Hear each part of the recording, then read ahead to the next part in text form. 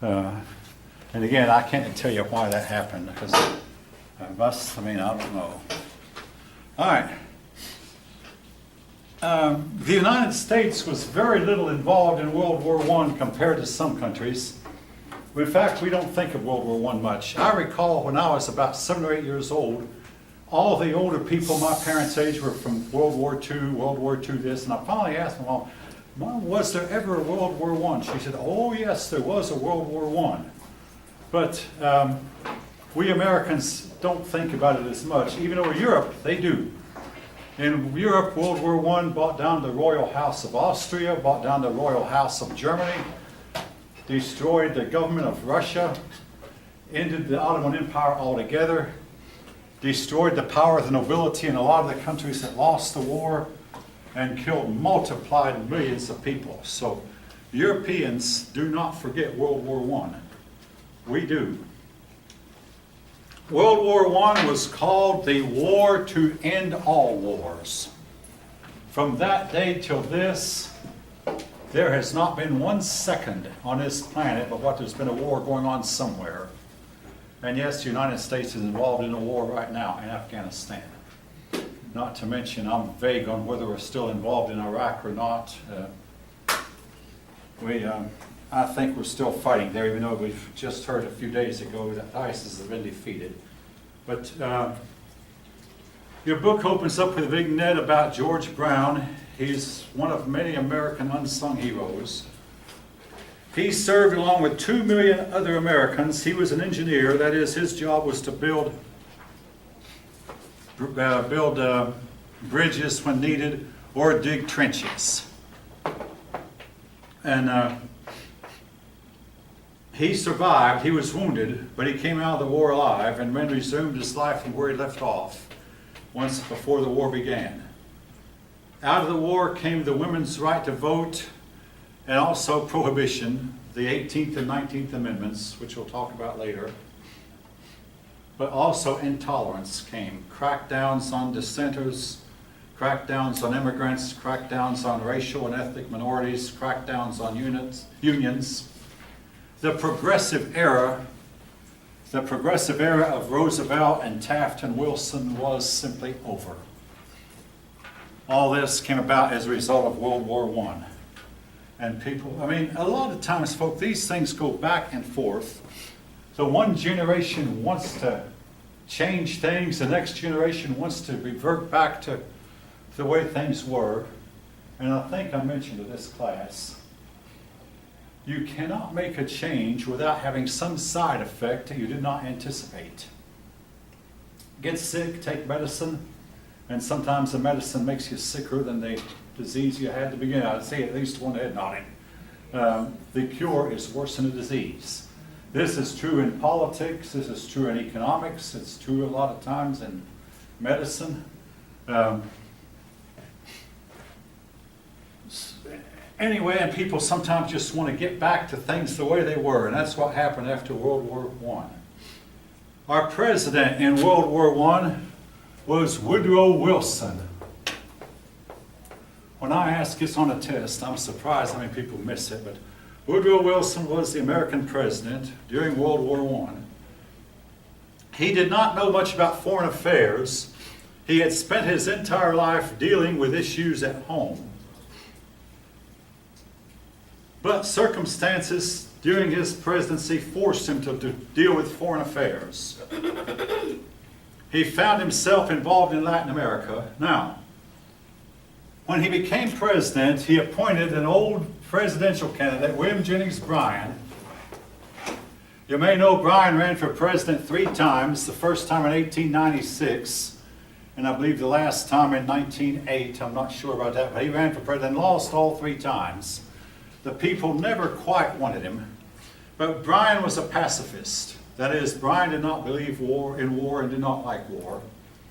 He appointed Bryan as Secretary of State. Now, when the big war broke out, Bryan resigned. He could not handle it. But Wilson found himself forced to intervene more than once in Latin America. Now, I have permission from my 2 sisters to say this. I don't know if it was mentioned to this class or not, but all right. When I was 18 years old, my two youngest sisters, ages 10 and 8, got into a fight.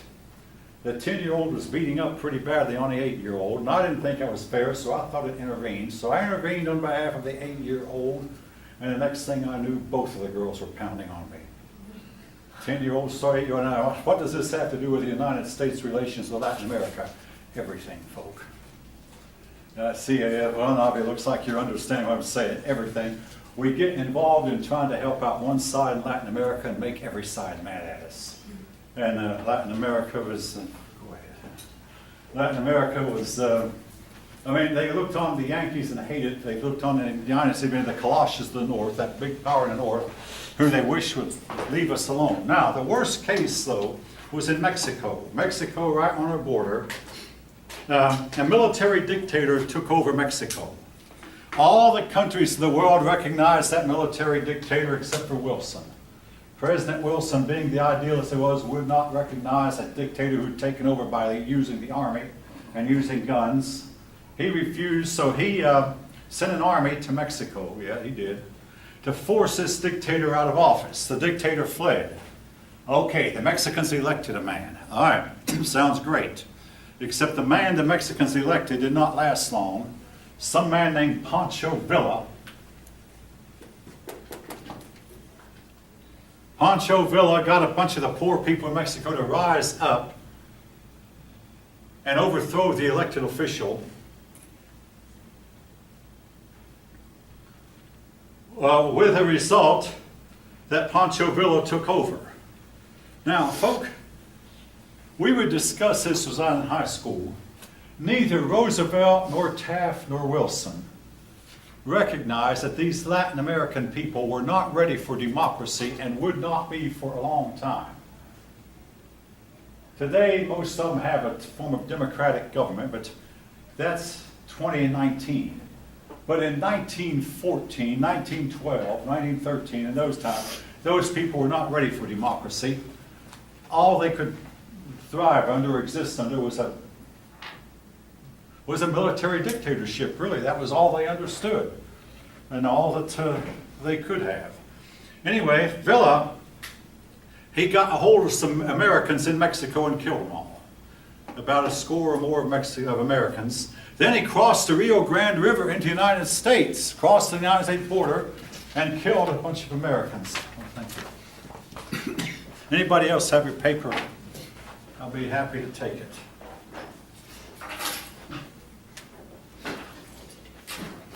All right. Well, President Wilson, of course, this was an act of war. I mean, really. So President Wilson got together an army. The army was commanded by John Joseph Pershing. J. Pershing. Now, Pershing went after Villa, and he even stepped into Mexico to try to catch Villa and never did. Here's a sad part of the story, though. This is not in the book. While Pershing was chasing Villa, Pershing's house burned down and his entire family perished. His wife and all of his children perished. And I've often wondered, did the Mexicans have anything to do with it? But this has never been proven. But in other words, was it, again, I don't know this, folks, but it's just a strange coincidence that the man's house would burn down while he was away and kill every member of his family. Anyway, Pershing was sent to capture Villa. Pershing chased Villa around in Mexico, and finally Wilson had to call Pershing and his army back, owing to the fact that simply World War I had broken out, and Wilson had to send Pershing to fight World War I. Pershing became the top commander in World War I, but he failed in his attempt to capture Pancho Villa. Now, over now in Europe. In Europe, there had been peace. Mostly, there had not been much war in Europe since the Congress of Vienna in 1815, when Napoleon was finally defeated. So Europe had been at peace for 99 years. But they had kept this peace by having a balance of power. Their politicians said, let's not let one nation become too powerful. This worked for a while, but inevitably, it meant that when a war broke out, the war would be very brutal and very long-lasting. But the nations of Europe began to line up in treaty organizations. For instance, Serbia is a small nation, had a treaty with Russia. Another small country, Belgium, had a treaty with Great Britain.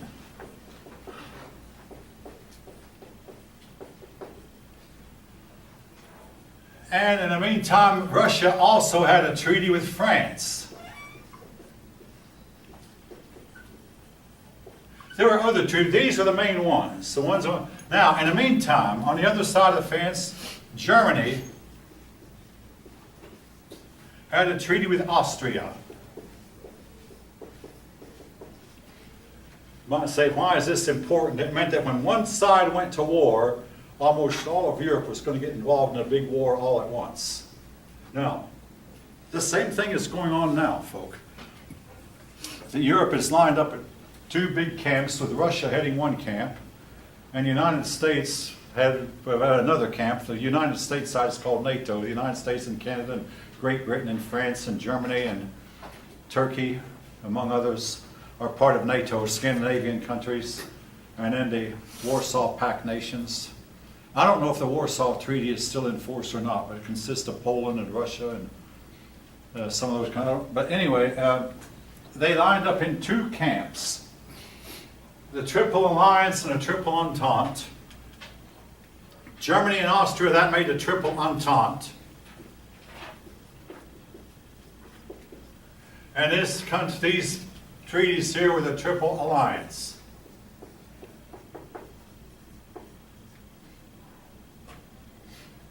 All right. Now, all it would take would be something to trigger it. The Balkan region, that is, the region includes Greece and Serbia and Albania and what used to be Yugoslavia, but those countries in the peninsula just east of Italy, has oftentimes been called the tinderbox of Europe, or the fuse of Europe, the fuse that sets off the dynamite. This was what happened. A Serbian terrorist killed the heir to Austria's throne. The man who was doing it killed his wife. Killed the heir to Austria's throne and his wife. Austria was upset. Austria made demands on Serbia that Serbia could not meet. Now, essentially, these nations, they felt like they were itching, well, like my dad used to say, they were itching for a fight. They were hoping for a fight. They believed that a fight would consolidate their power, make them richer, make them more famous. Again, if the Tsar of Russia could have seen him and himself lined up in front of a firing squad, in front of a mud puddle, and when they were shot dead, they all fell into the mud puddle, and they stayed there for 70 years. If the Tsar could have seen that, he might not have been eager for war. If the Kaiser of Germany could have seen himself hoeing a garden for the rest of his life, he might not have been eager for war. The Kaiser became a pauper and had to make his living by eking out a few bucks, a little bit of money hoeing a garden. But none of the people don't see the future. But if they could have seen it, they might have changed their ways and pursued peace instead. Anyway, Austria moved an army against Serbia. When Austria moved against Serbia, Russia declared war on Austria. When Russia declared war on Austria, Germany declared war on Russia. When Germany declared war on Russia, France declared war on both Germany and Austria. In the meantime, now Germany had a plan, expecting a war with France. They said, we'll go through the flat land of Belgium. You know, Belgium is a very flat country. We'll go through the very flat land of Belgium to get to France. When they went through Belgium, Belgium had this treaty with Great Britain, so Great Britain got involved.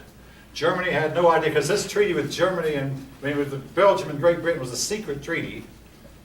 And the Europeans promised to have no more secret treaties. We don't know if they've kept those promises or not. But anyway, Belgium got involved, Great Britain got involved, so there's basically Serbia and Russia and Belgium and Great Britain and France on one side, Germany and Austria on the other. Now other nations got involved. Hungary got involved for a while and in and out of the war in 4 months. And but these were the main players in the war. The war got bogged down into a trench stalemate. The trench, which was necessary because, I mean, they had machine guns by this time. Machine guns and heavy artillery, and the only way a person could survive going, but the problem with the trench was it guaranteed a stalemate. So for 4 years, the war was a trench stalemate where that neither side could overpower the other one's trench, to the other people who were entrenched in. And the trenches had lice and rats. It was said the rats were so big that even cats would not bother them. This was told anyway. The soldiers inside would get trench foot when their foot would get wet. Also in a thunderstorm, oftentimes the trenches would collapse and crush the soldiers to death in the trenches. So the trench proved to be, to guarantee the war was the last and last. And in World War II, you had better airplanes and better tanks, and this prevented World War II from becoming a trench stalemate. But this stuff did not exist in World War I. Now, the United States role. The United States promised the beginning to stay out of the war.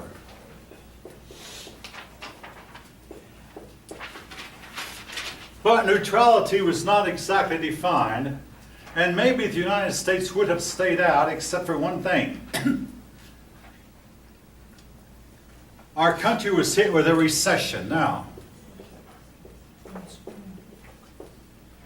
we're going to talk about this word a lot because recessions are a part of our economy. The word recession, means an economic downturn. A depression is worse than a recession. A depression means a really, really bad economic downturn. A recession means a lot of people unemployed, but not, in other words, it's not as bad as depression. Anyway, our country went into a recession, and the only way Wilson realized we'd never get out is we had to start trading with the warring countries. So Wilson said, we want to trade with both sides. And we'll trade with both sides. We're not going to take any side. Well, it didn't work. Like all your other great plans, best laid plans of mice and men. Great Britain had the strongest navy in the world. They controlled the waterways. Great Britain would not allow us to trade with Germany. But we were able to trade with Great Britain. Well, Germany said, this is not fair. I mean, you're trading, you're supporting Great Britain. So Germany had something that Great Britain did not have a defense against. They had U-boats, undersea boats. We call them submarines. Now, the anti-submarine ship had not been invented. The anti-submarine airplane had not yet been invented. So the U-boats could sneak along under the water with nothing but a periscope showing upward. And they could sneak up on the ship and torpedo it and sink it. You said this is Germany? What's that? Germany had the U-boats? What's that? Germany had the U-boats? Yeah, Germany had the U-boats, the undersea boats. So they're called U-boats. Undersea, if you know anything about German language, it's a lot like English. So undersea boats. I'm not a good German speaker, so anyway. Now, so Germany began sinking our shipping that was going to Great Britain. Well, this violated international law, but all we could do was protest, either protest or go to war. The United States did not want to go to war. Wilson didn't, but finally, Secretary of State William Jennings Bryan resigned, and a new Secretary of State took over who was not a pacifist. And Germany became a little bit terrified that with this new secretary, it signaled that we were going to war. So Germany stopped for a time, stopped its attacks on American shipping. Then came the election of 1916. It was the closest election in history up to that time. In the election of 1916, Wilson barely won. Now, he won on the campaign promise of he kept us out of war. It reminds me of the 1964 election, which your book will mention later, where that Johnson was running and he said, I will not get more involved in Vietnam than we are now. Your young men will not be sent to die in Vietnam. And as soon as the election was over with, Johnson broke that promise and went all out to try to, and got up to more than 500,000 men. It's called a credibility gap. Wilson did not promise to stay at war. He's just ran on a campaign of he kept us out of war. And Wilson, again, he barely won the election. And once he'd won, within the next year after the election was held in November, in 1916 and 1917, the United States was involved in war. Germany found out that we were shipping arms and money to Britain and France. Now, here's the problem that we had. In our nation, there were a lot of Germans. And that's why Wilson was afraid to go to war. He was afraid that the United States would divide in two, with the Germans taking the side of Germany, the Germans in the United States taking the side of Germany, and there would be a civil war occurring in this country. And this would enable the Germans to beat us, because we'd be fighting among ourselves, having to fight at home, and could not send our troops over to fight Germany. Wilson was afraid of going to war for that reason, but also it is known that there were a lot of German spies. The Germans knew every ship that went out, whether it had armaments heading for Britain or not. They knew that. And they would report it to somehow that, well, of course, the telegraph and the telephone and the radio had been invented. So the telephone, of course, can send messages far faster than a ship can travel. So the German government knew which ship was armed, was carrying armaments, and which ship wasn't. Now, the most famous sinking of all time was the sinking of the Lusitania.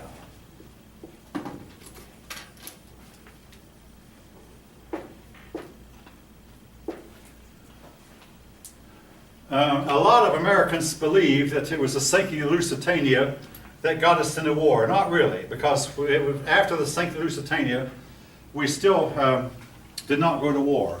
The Lusitania carried more than 1,000 passengers. About 114 of them were Americans.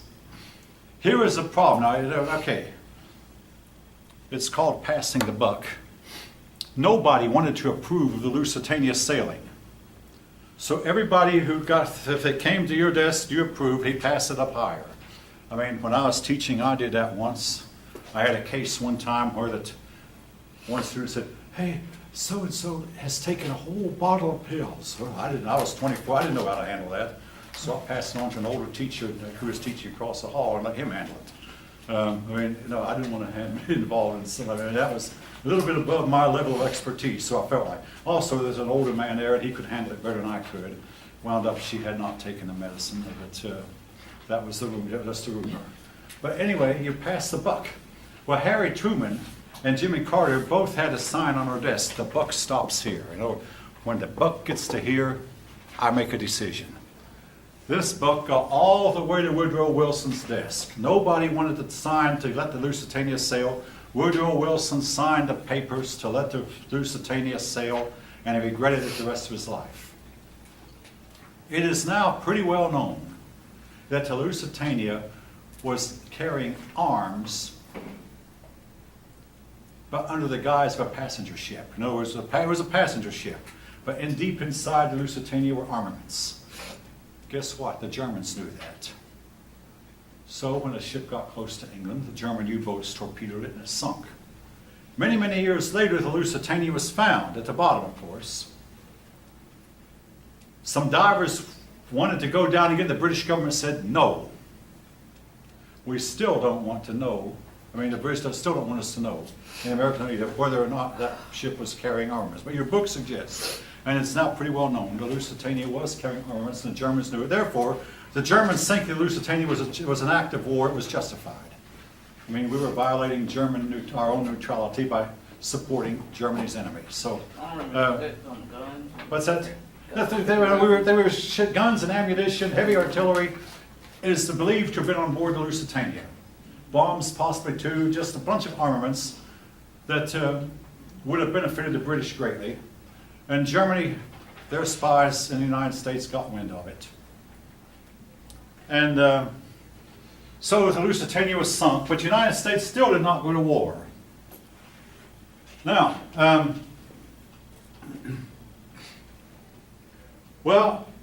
Germany began to be starving, This is something that Hitler later tried to avoid because he felt that this turned the German people against the war. But Germany was starving because Britain's blockade was effectively blocking all ships from going to Germany. So Germany could not get any food, and also the enemy was closing in on Germany and surrounding Germany. The enemy was on both sides. In other words, Germany was fighting a two-front war. On the east, they were fighting Russia. On the west, they were fighting France and Britain. And this was really difficult for them, fighting a two-front war. Well, here's what helped the Germans. In 1917, a new government, the communist government, took over Russia and pulled Russia out of the war.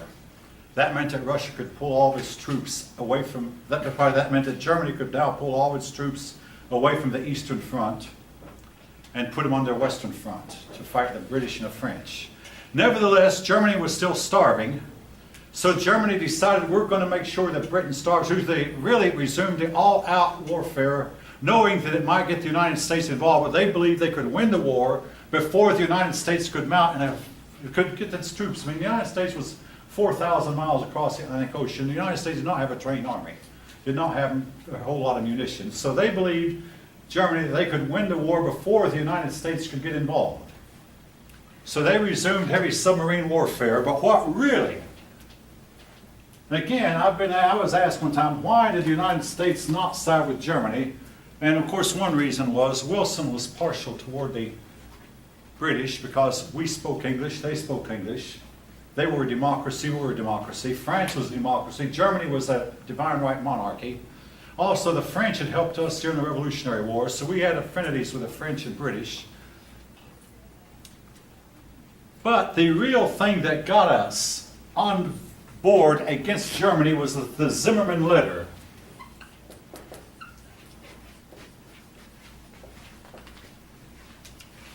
Zimmermann was an ambassador, a German ambassador in Mexico. You might know Zimmermann is a German name. Zimmermann was a German ambassador in Mexico. Well, Zimmermann sent some telegrams from Mexico back to Germany. The British got a hold of a telegram.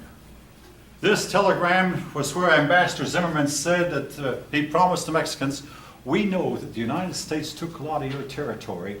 If you will let us use Mexico as a base of operations while we fight the United States, we will give you back Texas, Arizona, New Mexico, and California, territories that we know the United States took from you. Folks, the only reason I can figure why the Mexicans didn't do it, I mean, the Mexicans hated the United States. We fought a war with them, and we just now sent, like, you know, a year before, sent an army into Mexico. We had destroyed one of the Mexican governments.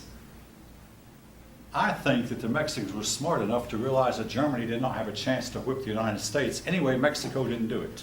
But the fact that they sent a telegram angered the Americans, especially when, I mean, once the telegram was in Wilson's hands, he told the Washington Post, and the Washington Post published it. And every American then knew, hey, Germany is planning for war against the United States, and they're going to use Mexico as their ally. Well, they asked Ambassador Zimmermann, hey, did you really write that? They expected Ambassador Zimmermann to say, no, it's a forgery. Instead, Ambassador Zimmermann said, well, yes, I really did write it. I mean, at least he was being honest. So, this turned the United States really hard against Germany at this point. Woodrow Wilson got both houses of Congress in one roof. Now, if you know anything about Congress, the Senate has, in those days, had 96 members. 48 states, 96 members. The House always had 435 members. So when both houses meet, they have to meet in the House of Representatives side. So the Senate walked over to the House side, and the Senate and the House met together, and Woodrow Wilson himself personally stood up before both houses of Congress and asked for a declaration of war. He said, it's a fearful thing to lead this great and peaceful nation to war, but the right is more precious than the peace. The Senate went over to their side and they voted. The House voted. Your book gives the figures. It was pretty overwhelming. The House and Senate voted for war, and war was declared against Germany. This was done in 1917. All right. Pershing was placed in command. This sounds interesting, but under Wilson's direction, The soldiers were told they must be morally upright. And if you know anything about soldiers in wartime, their morals can get really, really loose. But anyway, the soldiers told they must be morally upright, and they were told don't think about sex.